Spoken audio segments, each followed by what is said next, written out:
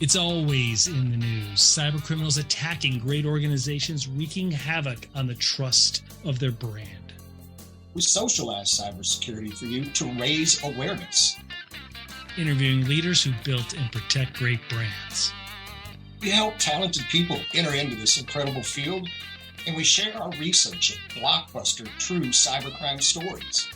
This is Cybercrime Junkies. And now the show.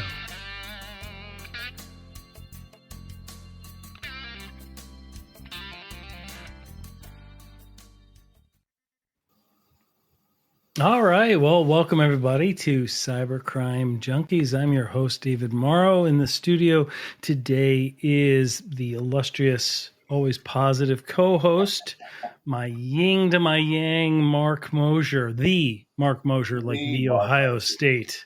How are you, Mark? I'm doing wonderful today, David. I'm really excited. This is going to be a great episode. This will be a lot of fun. Well, we are definitely here with somebody much better than us about cybersecurity, and we're looking to learn a great deal from him. So we are joined today by Josh Mason. Josh is a decades-long military veteran, served in the U.S. Air Force, is a pilot and the cyber warfare officer as well. He's created the New Village. He's going to explain that along with several other philanthropy ventures that we're going to cover. He's a cybersecurity practitioner and expert. Josh, welcome, man. Really glad to have you here. Thanks for having me. Glad to be here. Well, very cool. So introduce yourself to the ladies and gentlemen. Kind of tell us what your current role is, what you're doing, some of your projects, and then let's back into kind of how you got here, and then we'll get into some of the other topics. Yeah, definitely. So my current role is with Nuvik Solutions. We're a small boutique firm. We focus in advanced assessments and risk management, and have a training arm that goes alongside that. When you do a red team engagement or a pen test or an audit and come across things that need to be fixed, we have the ability to help mitigate and remediate those things. Sometimes that falls into training developers on threat modeling, which is one of the ongoing programs we have right now. Okay. And but I'm a senior instructor here to help build out some other capabilities for other customers that we have coming on board. And my background, I've been a sales engineer at SimSpace, building out large ranges. I've been an instructor for INE and eLearn Security, built out Pen Tester Student and the eLearn Security Junior Pen Tester version 2 exam. And then I was an instructor at the Defense Cybercrime Center's Cyber Training Academy, training up a bunch of cyber troops for the Army, Navy, Marines, Coast Guard, and the Air Force. So you're still learning. Like you have no idea really what you're doing yet. So that's great. No, dude, that's incredible. So let's boil it down a little bit. So when you're talking about penetration testing and things like that, you're talking about the ethical acting. Mm-hmm. Right, the engagement by an organization to kind of break in, like hack them, right, and then explain to them their vulnerabilities so that they can fix them. Right. Exactly. For example, right before this call, I was working as an engagement manager with our pen testers, our ethical hackers, and our client has a website, a web app that they just spun up. They just moved development in-house. And they wanted us to test and see, is there ways that we could take over the website, spoof things, get access that we're not supposed to have? Can we buy things for free? Can we steal other people's items? Can we get information on other sales that have happened? So, in order so that they can fix them. Right. So they don't get hit by a criminal. Important line of delineation, right? Because idle misnomer that hackers is just a general term, but everybody that's a hacker is bad. And that's not true, right? No, Josh, not at all. I look very much up to you, Josh. And David and I, we work with hackers. We have a team of hackers. Yeah, we have a whole. Yeah, so we work for an MSSP, which is also an MSP, different arms.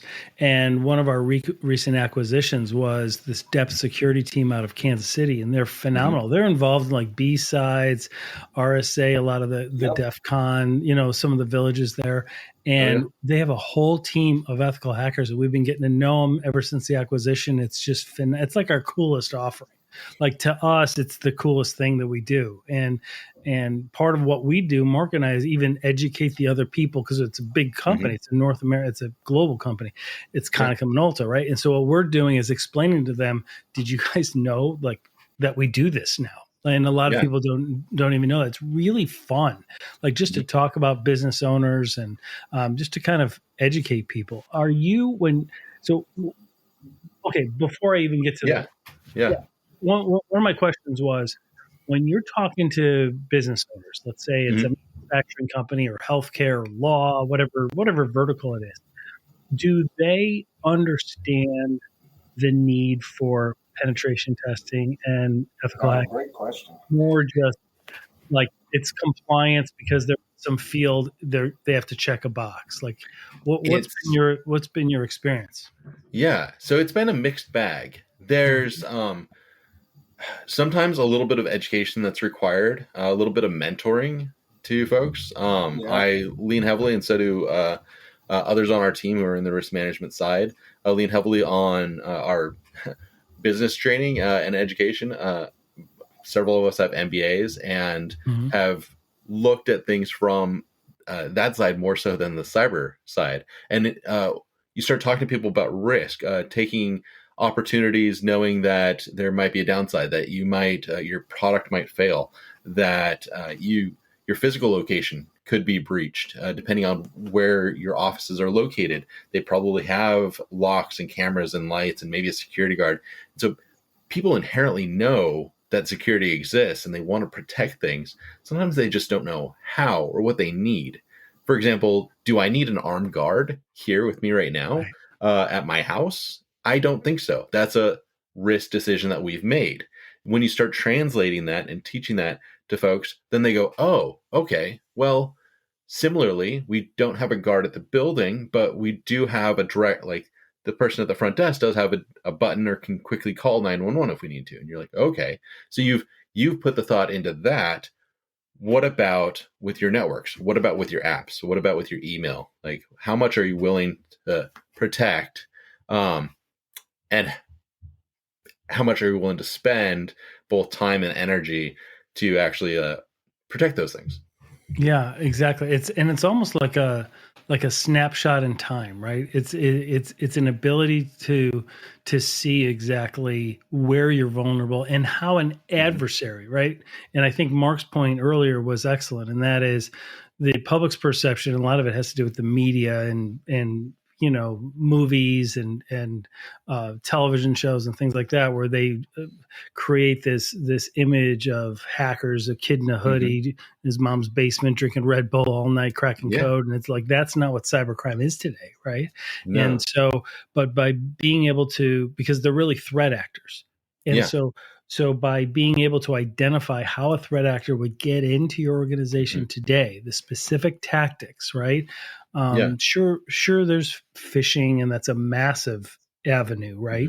But there's different types of that, right? Like once they click, what happens, right? And where do you get access? Can you move laterally? Can you move vertically? How do you do that? And that's where the skill set comes in.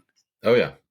So I got to know, like, what drove you to this? Like, was it, I mean, first of all, you had phenomenal experience in the military. So let's walk through this, but what, is there an event you can point to, or some curiosity you had that led you into this field? Stay with us. We'll be right back. Most business leaders have a fatal flaw which results in their growth being interrupted or stopped terminally. They ignore the mountain they're about to crash into, distracted by the focus on revenue growth. Until it's too late. Don't become another fatal business statistic. Keep your cybersecurity modern so you can grow without interruption. Stay competitive. Get net gain. Stay focused on your growth and funding. While NetGain keeps your technology always available with expert-level cybersecurity services to stop breaches in their tracks, all at a fraction of the cost of managing it yourself. Don't wait for a technology disaster to interrupt and cripple your growth. Speak with a specialist today. Contact NetGain Technologies today at 844-777-6278 or reach out online at netgainit.com. That's 844-777-6278 and netgainit.com. Grow your business uninterrupted.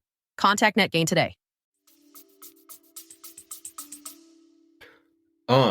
Yes and no. So, my dad was a network engineer and a system administrator and ran a consulting company in the 90s and was doing a lot of just trying to get people to understand that you can have computers that connect to other buildings, let alone the greater internet. Well, in the 90s, that was like, people were like, what? You got to be kidding me. Like, it was crazy.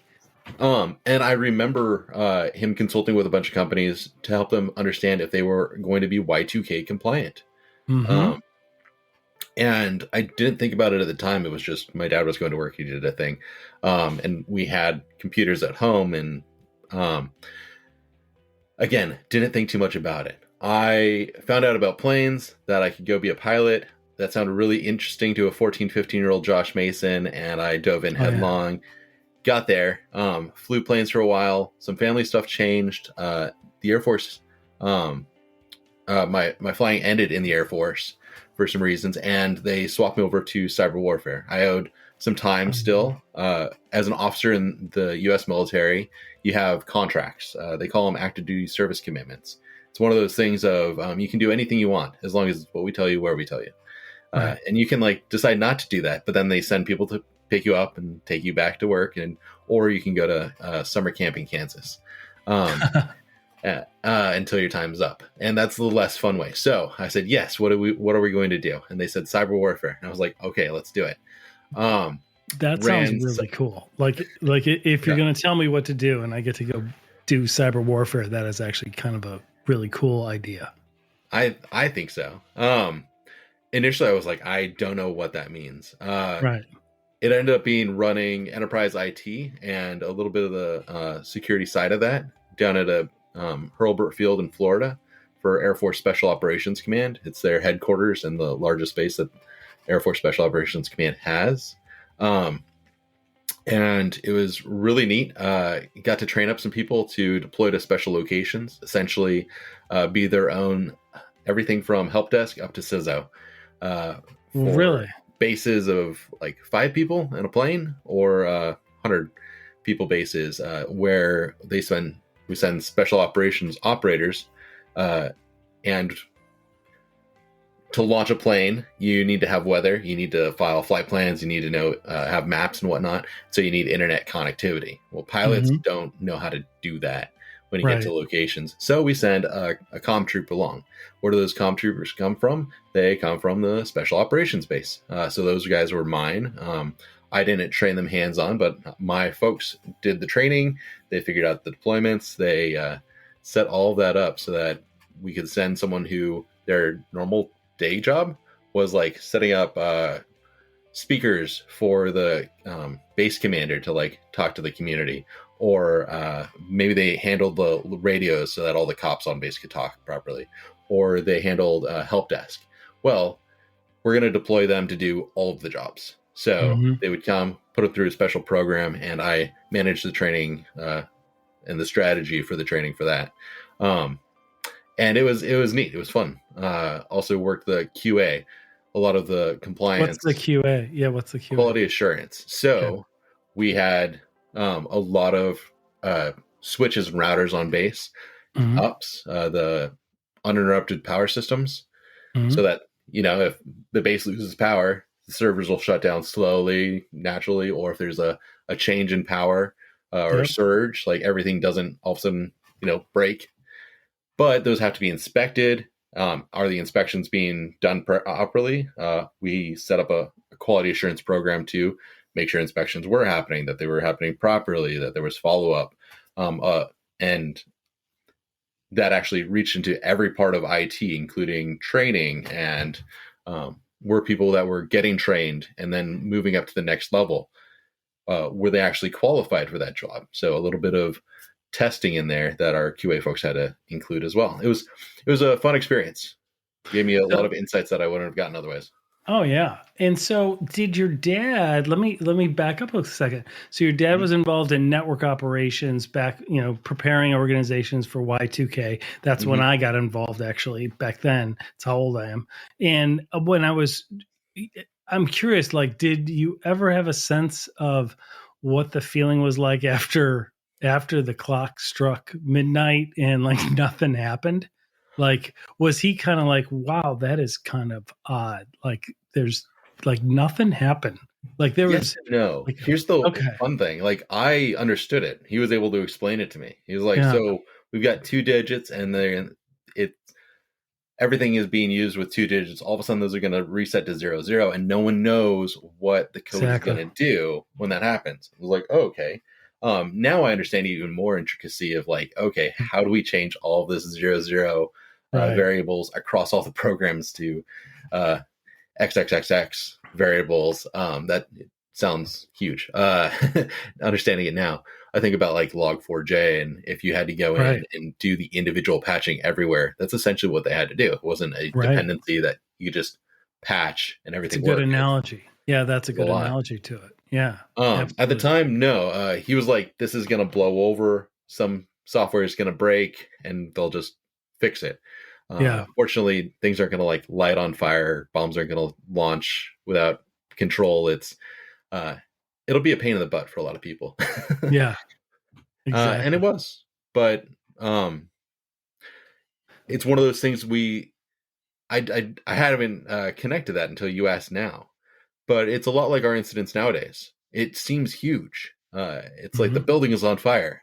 You're like, okay, well, you can have an incident. Incidents are going to happen. What are you going to do with it? Right. Like, and not all incidents are created equal, right? I think that's one of the things that one of the first kind of epiphany moments as I began studying cybersecurity, and I'm like, everyone's like, oh, they got breached. Oh, and they got breached. I'm like they're the same thing. Do you know what I mean? Like it hasn't, you know what I mean? Like a compromise is not a compromise. Like one organization being compromised and somebody else being compromised, they're completely different. The access, the data, the exfiltration, the damage, the PR, like all of it they're all variables. They're all like dials. And so there's so much that you need to be prepared on. That's why I'm a firm believer in like operational resilience. So like people go and they create these policies like, we're all set. We are secure. I've got a policy for this. I'm like, have you walked through it? Like, have you done a tabletop exercise? Do you have incident response, like discussions? Do you guys like do war games? It's basically from the military, right? Like, have you done a war game? Like, have you actually walked through boom and what happens right after boom, right after that breach happens? Who does what? It's like, kids do it in school, right? They have fire drills, right? Otherwise, tornado drills. I mean, that's the whole purpose, right? So we're not running into each other in the middle of an emergency. That's the whole purpose. Yeah, if we didn't, we'd have kids just like running into each other all over down the hallways, right? No one would know. Like, it's why we have exit signs right by the door. But so many organizations don't even think like that. No. And there's a bit that I got to give them some grace. There's some areas. I grew up in Southern California, and then I spent a lot of time in Little Rock, Arkansas. And David, I know, or Mark, you're in the Midwest, so you're quite familiar. Tornadoes being like a thing.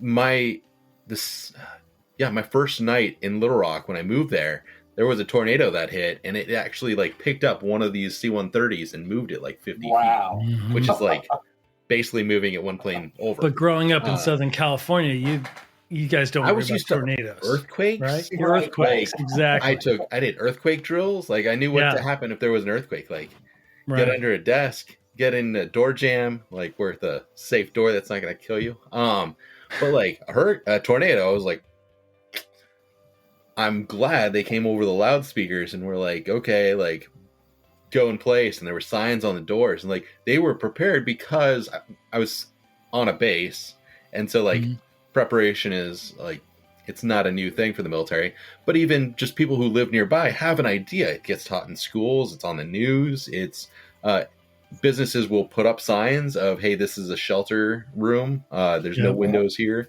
that sort of thing. Those things because it's part of the culture. It's part of the norm, but it's not everywhere. Yeah. If you go into a McDonald's, it doesn't necessarily say like, hey, if there's a tornado, come over here. Right. Mm-hmm. Similarly, I was thinking similarly, there's some organizations that are going to be more on top of things for cybersecurity and others that don't think about it. They're worrying about other problems. So because of their experience in life or their vertical or whatever, it hasn't been top of mind. But it seems like today, from major news to the government to private industry, to vendors, to, every engagement. It seems to be a topic of discussion across the board now, more so than it was even just a few years ago. Mm-hmm. Yeah. And that's the thing to cyber professionals. This all seems obvious. Mm-hmm. Just like I've talked to firefighters and they're like, yeah, doesn't everyone know where like the fire extinguishers are and like where their nearest stairs is and where they're supposed to go in case of a fire? The answer is no. Right. No, most of us don't. We don't have to. Exactly. And in the same way, that's how people act with cybersecurity. Unless you think about it, unless someone told you, you don't know, which is why cybersecurity awareness, I know you all are active in that. Absolutely. Is really helpful. Yeah. Well, because it's so obvious to us, and to us, I almost feel like, is it not complex enough? Like, are we doing like we're, we talk to people and they're like, we know not to click on links. We know what a phishing email does. We're like, really? Like, really? All breaches are human error. Yeah. And yet everybody's still doing it. Or we've got multi-factor authentication, but do you? Or do you fall for it? Like, or if it just gets annoying, you're still going to approve it? Like, you're not going to verify? Like, it's human behavior. It's like a huge social experiment. Everybody, just wanted to mention Cybercrime Junkies Prime. We now have a subscription available through our podcast, and it offers exclusive content, bonus episodes, and even pre-releases of all of our standard shows. We keep it simple. It's just the cost of 1 cup of coffee 1 time a month, and you can cancel anytime. You can subscribe by scanning the QR code next to me in the video or by clicking the link in the show notes. If you select not to subscribe to our Prime membership, please at least consider subscribing to our YouTube channel. It's at Cybercrime Junkies Podcast on YouTube, and it's absolutely free. It allows us to bring great guests on the show. Thank you for your support, and now let's get back to it.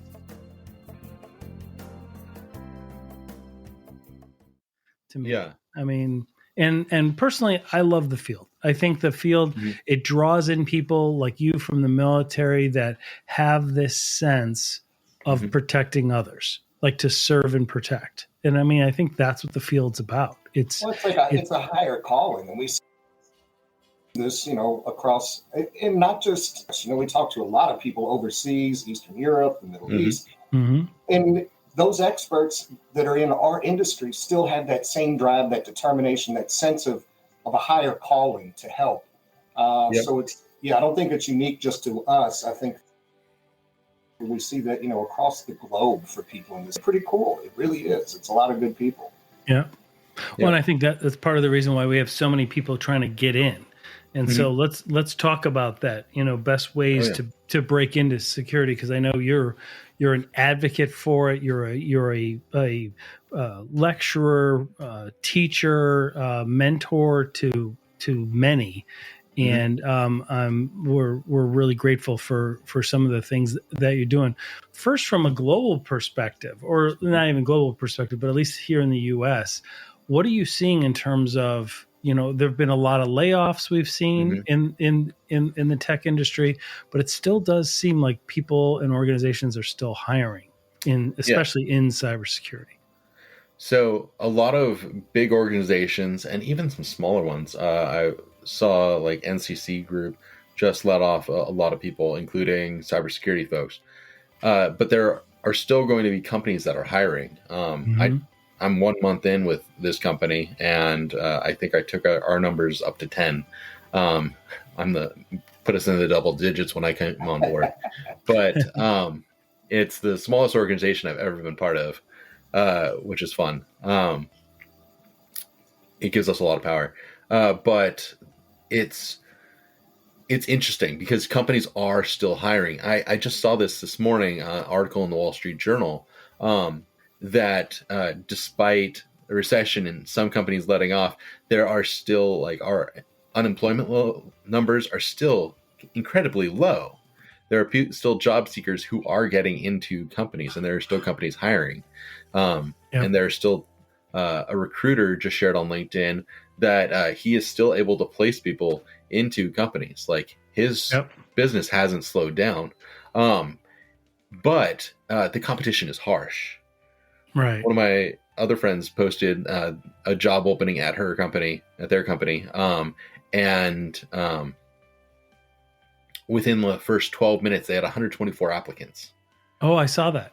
I actually saw that post. Wasn't that just on? It was. Yeah, it was just. Yeah, Mick Merritt just posted that, and it was just on LinkedIn. I think yesterday. I saw that. I was shocked.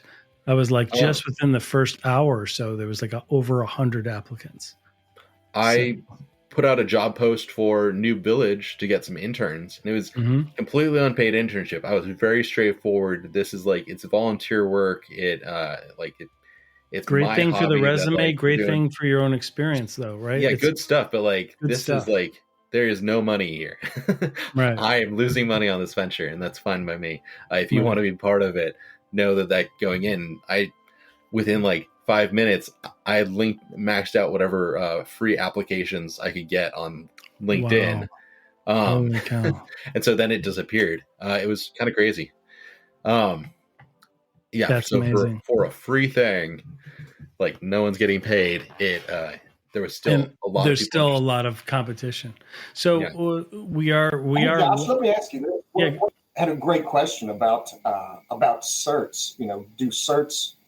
There we go. Do certs make you stand out from the crowd as you go through these resumes and you look at people and you're out there and you're involved in this? What do you see? What's your take on that? Certs have a couple things. So, if two people are completely equal, everything else being equal, having a cert versus not having a cert is going to make you stand out more. Yes, right? I mean, that makes sense, right? All else being equal. I don't believe in things being equal. I was in the U.S. Air Force. We don't do things equally. We do things overpoweringly and dominant. One of the core concepts in the Air Force is air dominance. It's not like air good. It's air dominance. Not air equality. We want everybody to have a plane. We don't want to share the airspace. No, we want. You have to dominate the airspace so that the land troops and the infantry can do it, right? Yeah, I mean, that's kind of what it's all about.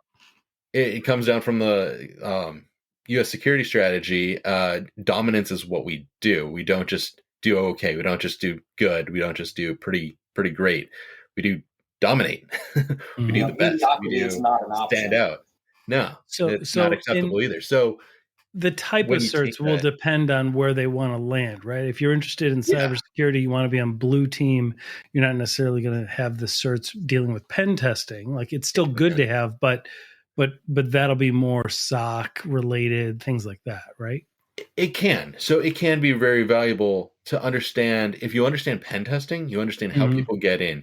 You understand, okay, what is vulnerable? You understand what does C2 communication look like on a network from the operator side. That way, then when you get into the SOC and you start seeing alerts or you have an idea that someone's in, well, what do they need? They need some sort of connection. They need to be communicating back and forth.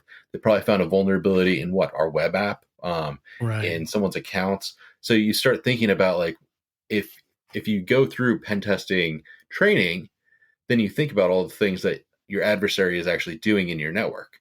And if you know what they're doing, then you know how to block them. It's football players. If you're a safety, then you need to understand what a wide receiver is thinking, right?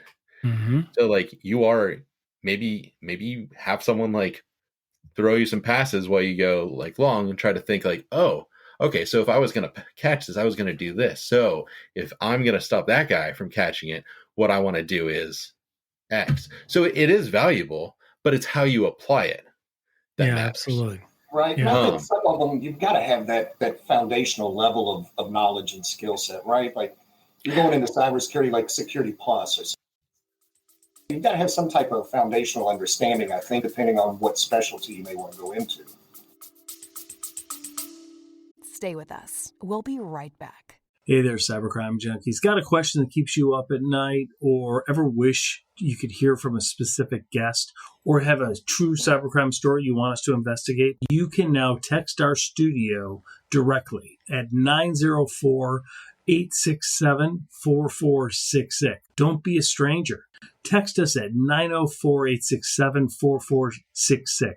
Don't miss the chance to be part of the conversation. Text us direct at 904-867-4466. Yeah, and the thing is, I don't think you need necessarily the cert itself. You need the knowledge, right? And if you can project that you have the knowledge, a cert will probably do that to an extent. It shows that at one point in time you had enough knowledge that someone said you know this. Yeah. Now, from the time that you took the test until now, no idea. I don't know what you kept, how you grew, what you have on top of that. So I'm a big proponent. No, I'm sorry. I didn't mean to interrupt you, but along those lines, what about home labs, right? Yeah. Like, especially if you're going to do penetration testing and things like that, being able to demonstrate, I studied for this cert, whether you even passed it or obtained it, but the fact I've got a home lab, I'm able to, do XYZ with the flipper. I'm able to do XYZ with this, this radio frequency, this pineapple, whatever it is, like being able to show that and say, well, in my off hours, here's what I do. I practice. Right. And I think that's really key. That home lab can go for all aspects. It doesn't just need to be for pen testers. If you are interested in digital forensics, like, well, do you have a Raspberry Pi that you could set up with TCP dump and then pop that into Wireshark and then look and see like, oh, okay, my kid was watching this show on Disney earlier. These are what the packets looked like when they went across. They were encrypted in this way. Okay, can I capture that SSL token and then deobfuscate that and see or decrypt it? Because it's on your network, so you're allowed to do that, and then try to figure out, okay, so what all are these packets doing? Get an idea. You could even throw some things at yourself on your network. Go to like an AWS or a Linode and throw some attacks at your own network and see, okay, well, what does that look like? As a SOC operator, you can run those things, or you could do in a VM something safe. Actually run some malware and see what that does. That's those samples are out there. There are PCAPs available that have malware in them, and people can pull them into Wireshark, do it in a VM because it is live malware. And if you were to rebuild it and then run it, you want to like let it loose. Really. You want to be able to like turn off the VM, make a new one, fresh day. Your stuff isn't messed up. One of the listeners, engineers, they can all do those things on their own network. See, that's really key. The value there of being able to demonstrate it. Brian Godfrey is one of the listeners and said he became a SOC analyst with only self-directed study, taking only free materials. I've now been asked to get A+, Security Plus, Net Plus, only Net Plus to get now. So that's like you do a lot with free. And that's phenomenal. First of all, Brian, congrats. Great example, right? And Josh, walk us through kind of your new village and some of the approaches. Like you post often, you're active in the community, and you talk a lot about a lot of the free or low cost self trainings that are out there. Can you walk us through that? Definitely. So I'll throw this out there. I see Brian Godfrey was one of my interns at Cyber Supply Drop, and he is now a SOC engineer for Black Hills Information Security. Sorry, not to dox you, but I know you share that stuff on LinkedIn, Ryan. And then Edgar Gutierrez is another one of my new interns for New Village, doing great stuff. That's and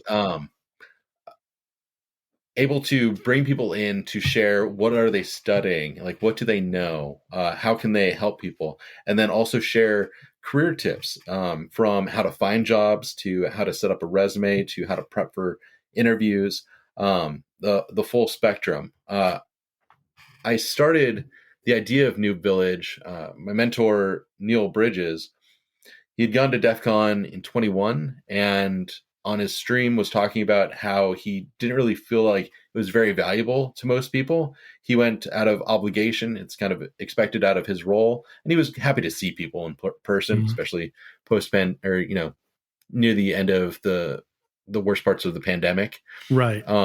It was good just to be in person.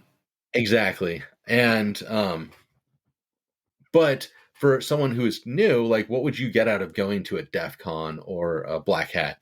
And for us, there's connections, there's networking, there's business opportunities there. For someone who has no idea what they're getting themselves into, it's neat, it's cool, it's exciting, but their career might not necessarily be boosted from that. So I came up with the idea of New Village to be basically a career village, to do networking seminars, to introduce new people to CISOs, kind of I had one idea of a speed dating with a CISO. So someone who's brand new could sit down across from a veteran who is running a security organization and ask questions about like, who would you hire? What are you hiring? What does that look like? Have some talks from a few different influential people to introduce different roles. Have a SOC engineer, have a security engineer, have a sales engineer get in and explain what are the differences. How do people get into these jobs? What does the pay look like? What's the demand for the positions?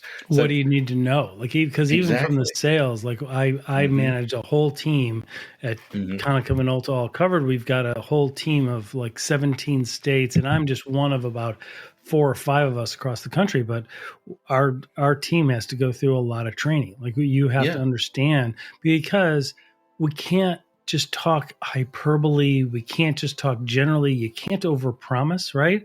The solutions are good solutions. They help organizations, but they do a specific thing, and just be very precise about it. Talk about the benefits, like talk about the impact it'll have, but don't overpromise. So I think no matter what, whether it's marketing, sales, whatever, we have to, and as you're aware, like there's a whole group, like if you overpromise at one of these conventions, right, they're going to have your head. Like they're going to be like, what did I just read? Like something you solved cybersecurity. You'll go viral on Twitter for all the wrong reasons. Yeah. Hey, Cybercrime Junkies.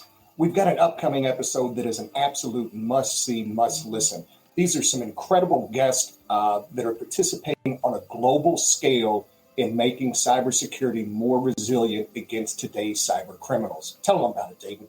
Yeah, we have Carlo Breda, founder of the Silicon Valley think tank. He's a special constituent to the G20 and the World Economic Forum, as well as he's going to share with us the initiative they have working with the U.S. government and other governments around the world to create a framework of public-private coalition and partnerships to help boost critical infrastructure and cybersecurity across the board.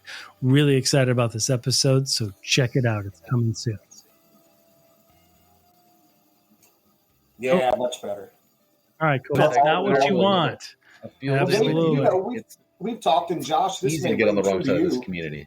Yeah, we've talked with a lot of CISOs all across the country at all different levels, enterprise, business, and they all reference the fact that there's also a non-technical piece to being in cybersecurity and to being in GRC and things like that, because you've got to be able to relate a business case or a non-technical topic or message to the board or to the rest of the C-suite or whatever that may be.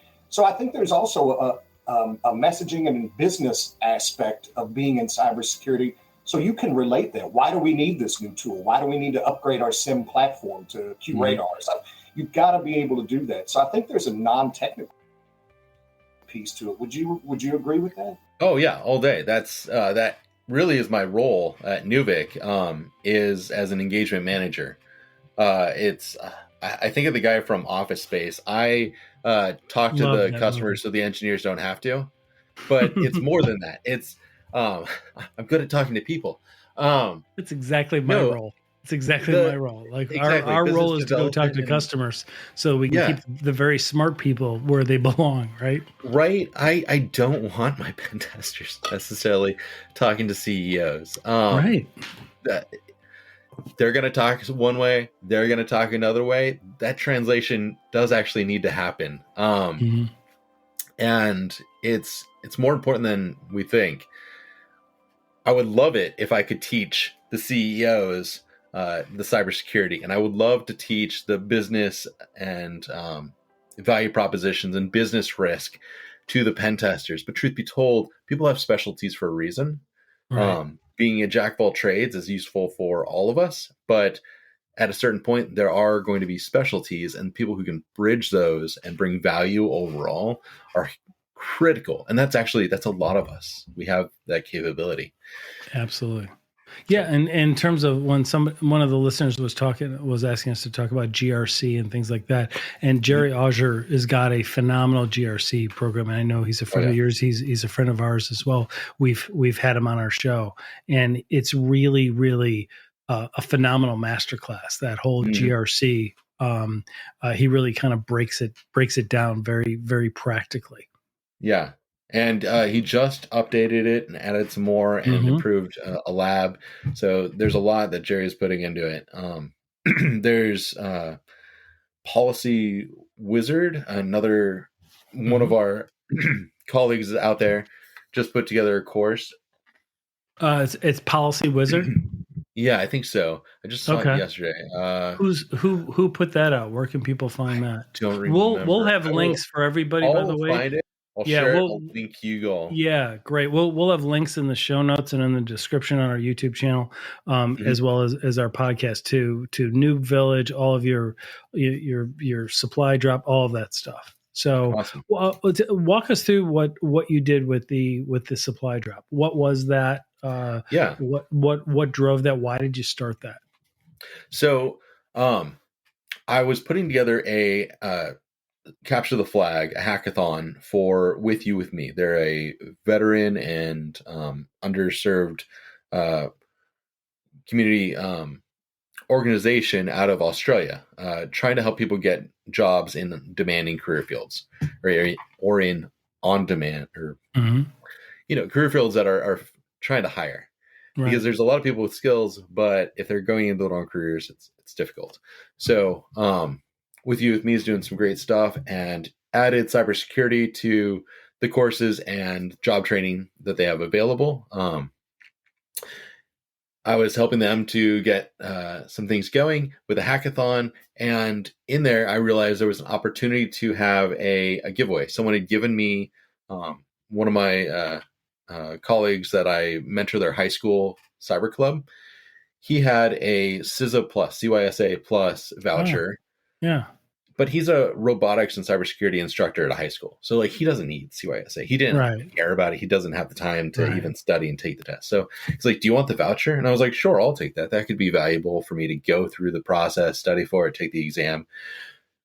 I'm sure that'll help me. And then I realized I don't care about having that. I've just gotten CISP. I am not going to be an analyst. This is not valuable to me. But there are other people who this is valuable to. So I changed up my Capture the Flag a little bit. It's a room on Try Hack Me. It's not good enough to be public. It is not a good room. It's fun. It's challenging, but it's very low quality. I threw it together and it works, but yeah, it's not very pretty. My YouTube channel has the way to get to it. But in there, I put an Easter egg and I told people, hey, you find this Easter egg, you follow the directions in the Easter egg, and I'm going to give you this voucher.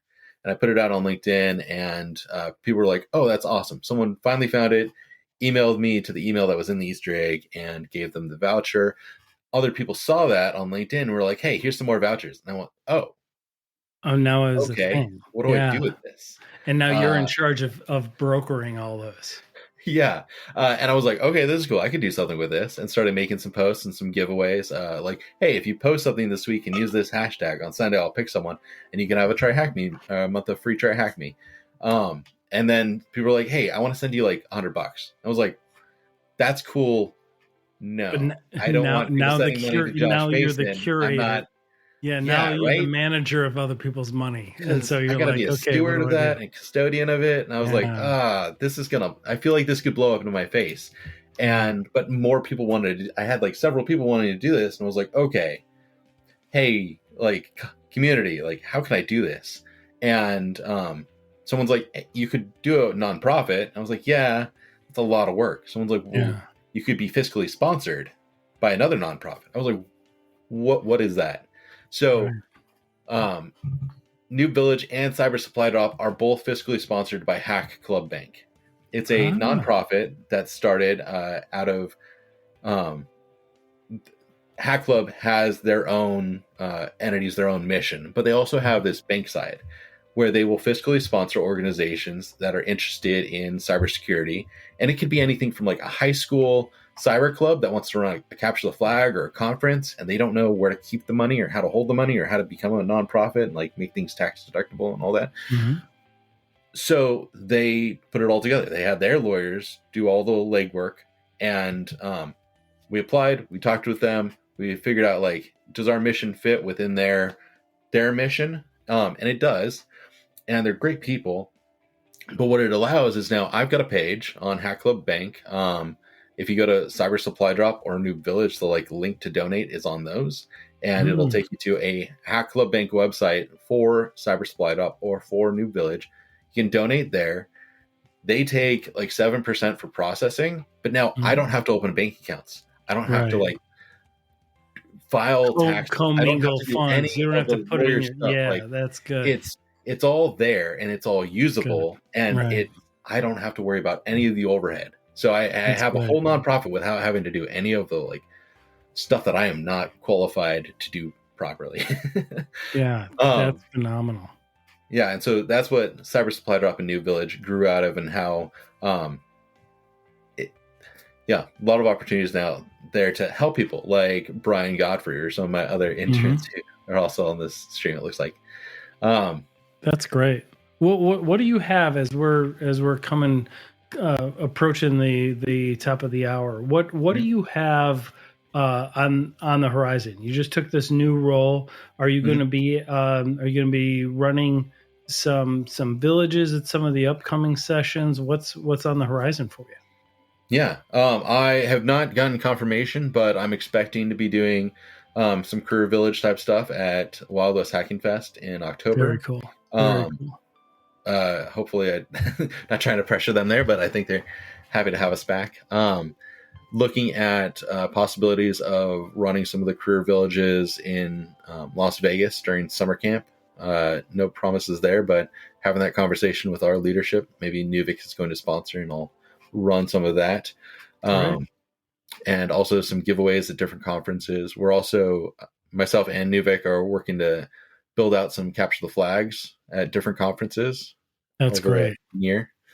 So what are some of the benefits of business owners and organizations or people in security or IT leadership at government agencies or schools or things like that? Well, when they going to these conferences are really important, aren't they?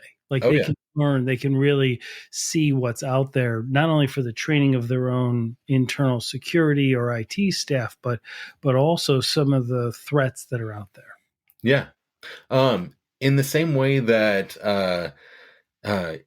is it EC3 CES is the place to go to find out what like the newest TV is going to be and like what the newest like tech in cars is going to be.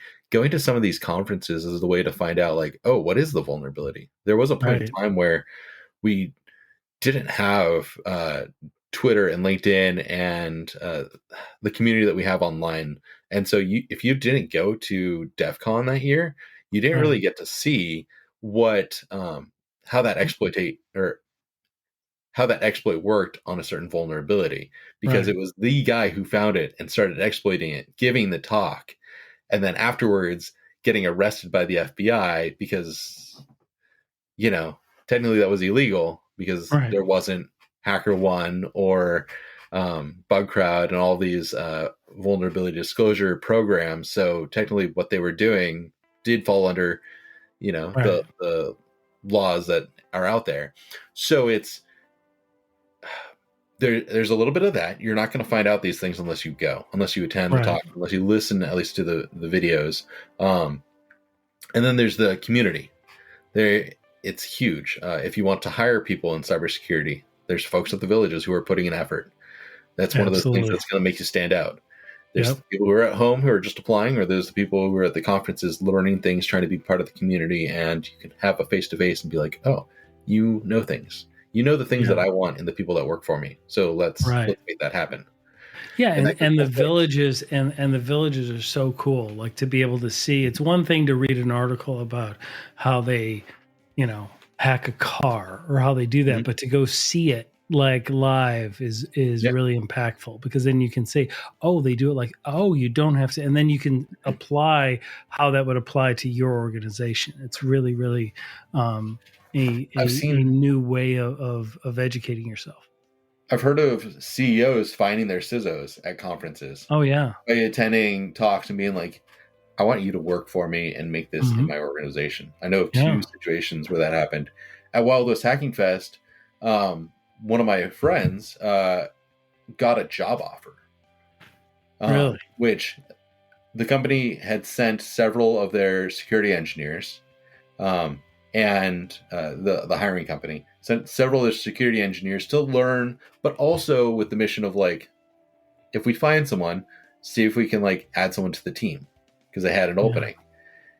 They met in line for breakfast, like waiting for the restaurant to open, had breakfast together, hung out again later that evening, just hanging out at the conference. And the next day they're like, would you want to come work for us? And he's like, that would be cool. Yeah, maybe.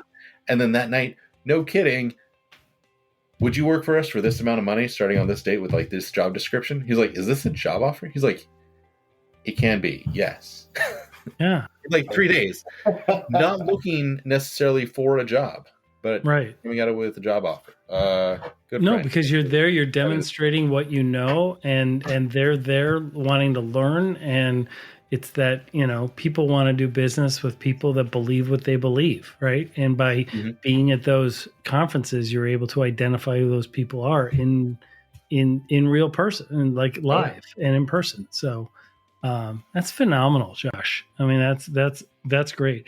What are some of the biggest things that people can do, and some of the resources to break into this field? Because this is like the way that you your new village website has a whole bunch of stuff. We will definitely steer people to that if you guys aren't aware. Catching you on LinkedIn is really important. LinkedIn has got a really strong security community.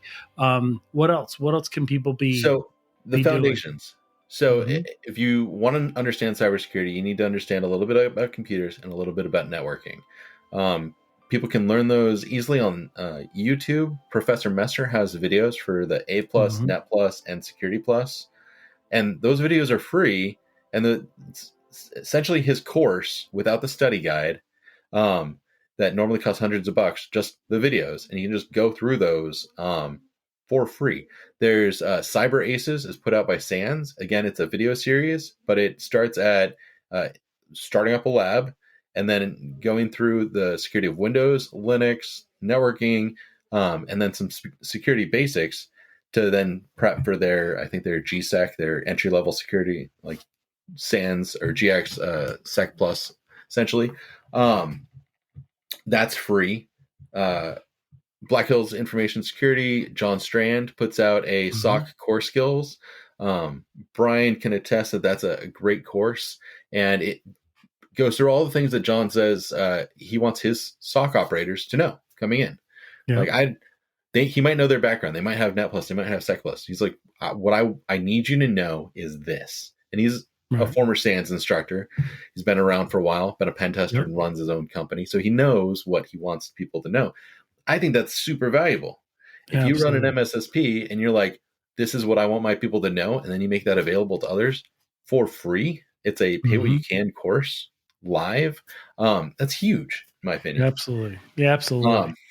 Yeah. So those are some of the quick, easy ones that I always point out to people. Try HackMe has free stuff. Hack the Box has a free academy. Starts you at nothing, introduces you to this is command line all the way up until, hey, you have hacked a machine. So yeah. I think that's absolutely phenomenal. So, Josh Mason, thank you so much, man. This is really good. We will have links to all of this in the show notes and in the description on our YouTube, as well as the podcast episode. This is not going to be the last time we talk, my friend. So, no, thank you for everything you do for the cybersecurity community, and more importantly, thank you for your service. Absolutely. Yeah. I mean, it's just, you're a remarkable story of somebody that's transitioned from the military over to the private sector and just helping people along the way. So great to get you on the show. We really appreciate it. It was great to talk with you, David. Thanks, Mark. Thanks, John. Hey, well, that's a wrap. Thank you for listening. Our next episode starts right now. Please be sure to subscribe to our YouTube channel. It's free. And download the podcast episodes available everywhere you get podcasts. To support our show and get exclusive pre-release episodes and bonus content, please subscribe to Cybercrime Junkies Prime. Link in the description and show notes. And thanks for being a cybercrime junkie.